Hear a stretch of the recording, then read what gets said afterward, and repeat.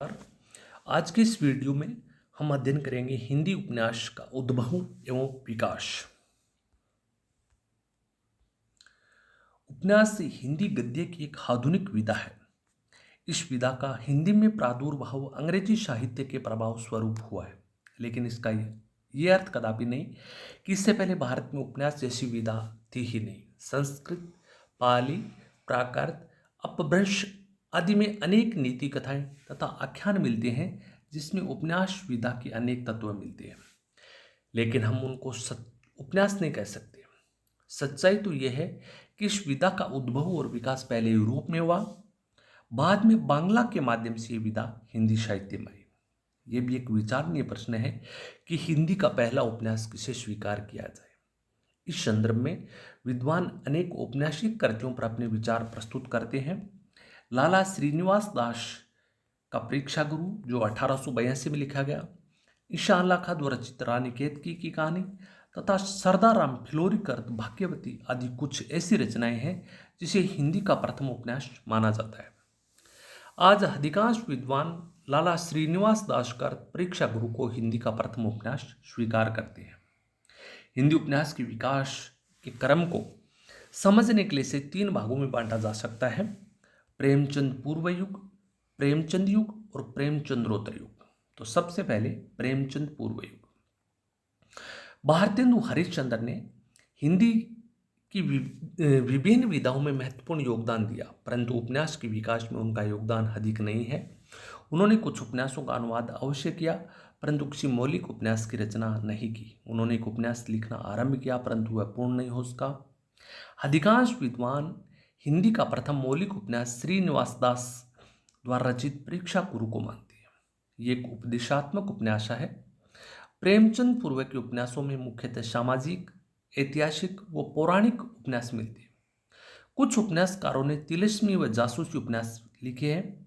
इस काल के उपन्यासकारों पर यदि दृष्टि डालें तो देवकीनंदन खत्री, गोपाल राम गहमरी और किशोरी लाल गोस्वामी का नाम उल्लेखनीय है। देवकीनंदन खत्री ने चंद्रकांता व चंद्रकांता संतति जैसे तिलिस्मी और अय्यारी उपन्यास लिखे। ये उपन्यास इतने अधिक लोकप्रिय और प्रसिद्ध हुए कि इन्हें पढ़ने के लिए लाखों लोगों ने हिंदी सीखी। गोपाल राम गहमरी ने 5 दर्जन से अधिक जासूसी उपन्यास लिखे। किशोरी लाल गोस्वामी ने तिलिस्मी उपन्यासों का ढेर लगा दिया। बालकृष्ण भट्ट ने नर्तन ब्रह्मचारी, सु अजान, एक सुजान उपन्यास लिखे। अयोध्यासी उपाध्याय भी एक लोकप्रिय उपन्यासकार हुए। उन्होंने ठेठ, हिंदी का ठाठ और अधखिला फूल उपन्यास की रचना की। उसके बाद अध्ययन करते हैं प्रेमचंद युग। प्रेमचंद का समय 1880 से 1936। प्रेमचंद उपन्यास सम्राट कहलाते हैं। उन्हीं के उपन्यास क्षेत्र में पदार्पण से एक नए युग का आरंभ हुआ। वस्तुतः वे हिंदी के प्रथम मौलिक उपन्यासकार थे। उन्होंने उपन्यास विधा को नई पहचान दी। उनके उपन्यासों में निम्न वर्ग, मध्यम वर्ग, भारतीय किसान व समस्त शोषित वर्ग की विभिन्न समस्याओं का चित्रण मिलता है।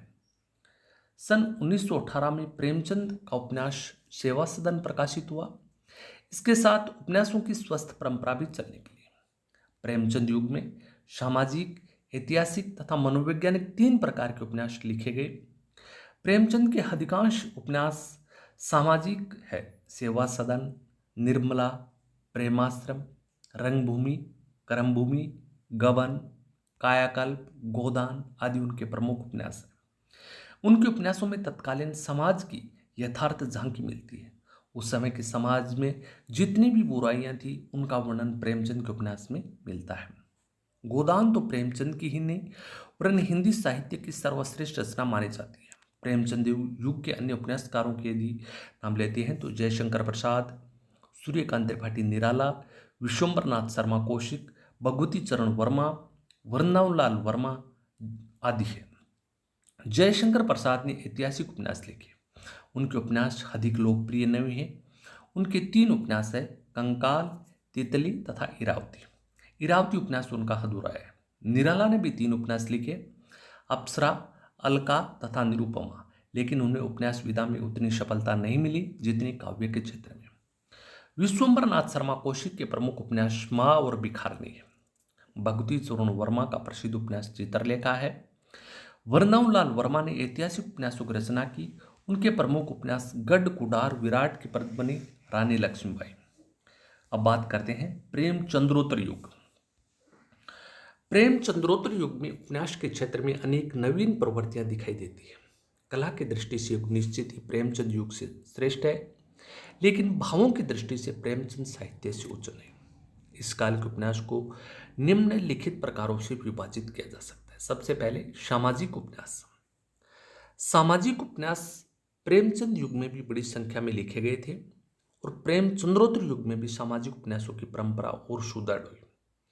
इस युग में सामाजिक उपन्यासकार थे भगवती चरण वर्मा, अमृतलाल नागर, यशपाल, मोहन राकेश, राजेंद्र यादव, कमलेश्वर, भीष्म साहनी, मनु भंडारी, कृष्णा सोबती आदि। टेढ़े मेढ़े रास्ते, भूले बिसरे चित्र भगवती चरण वर्मा का प्रसिद्ध उपन्यास है। इसी प्रकार अमृत और विष, नाचो बहुत गोपाल अमृतलाल नागर के उपन्यास है। झूठा सच यशपाल का सामाजिक उपन्यास है। अंधेरे बंद कमरे में अंतराल मोहन राकेश के उपन्यास है।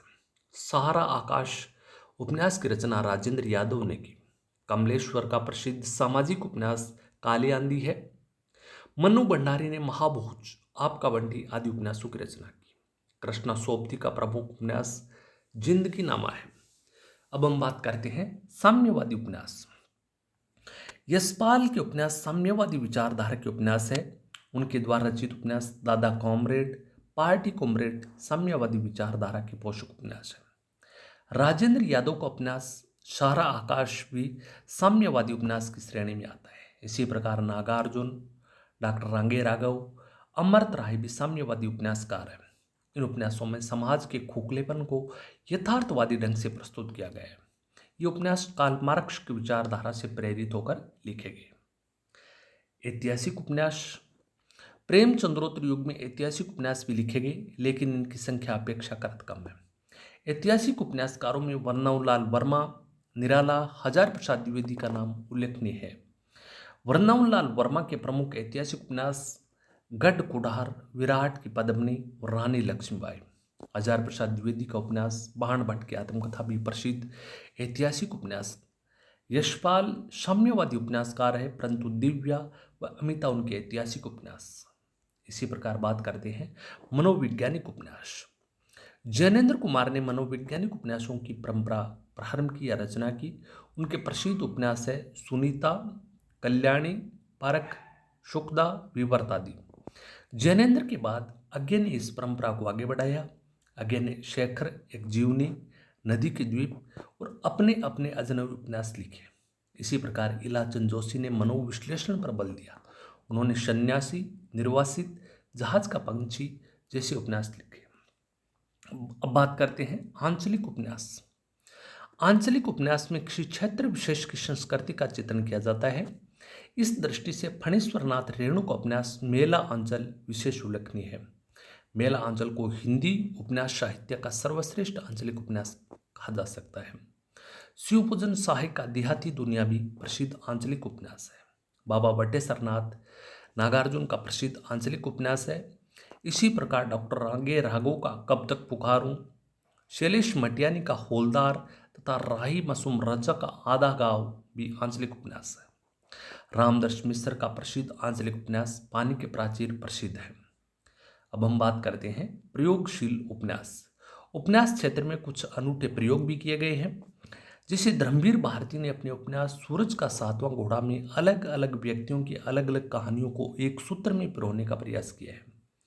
इसी प्रकार गिरधर गोपाल ने चांदनी के खंडहर में केवल 24 घंटों की कथा को अपने उपन्यास में का विषय बनाया है।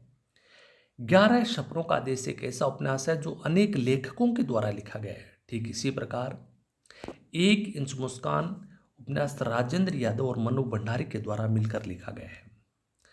अब बात करते हैं आधुनिक युगबोध के उपन्यास। आज का उपन्यास आधुनिक युगबोध का उपन्यास है। यह उपन्यास औद्योगिकीकरण, शहरीकरण, आधुनिकता, बौद्धिकता व पश्चिमी विचारधारा से प्रभावित है। इनके लेखक मोहन राकेश, राजेंद्र यादव, कमलेश्वर, मनु भंडारी, कृष्णा सोबती, नरेश मेहता, भीष्म साहनी आदि का नाम लिया जा सकता है। उपन्यासकारों के उपन्यास में ये युगबोध सरलता से देखा जा सकता है। उदाहरण देखें तो राजकमल चौधरी का उपन्यास मरी हुई मछली, जिसमें समलैंगिक यौन सुख में लिप्त महिलाओं की कहानी है। श्रीलाल शुक्ल का राग दरबारी उपन्यास आधुनिक जीवन का सुंदर व्यंग्य है। अब हम बात करते हैं। निष्कर्षतः कहा जा सकता है कि अल्पकाल में ही हिंदी उपन्यास विधा ने पर्याप्त उन्नति की है। वर्तमान समय में हिंदी उपन्यास के कथ्य व शिल्प में अत्यधिक परिवर्तन हुआ है, जो समय की मांग के अनुरूप उचित भी है। धन्यवाद।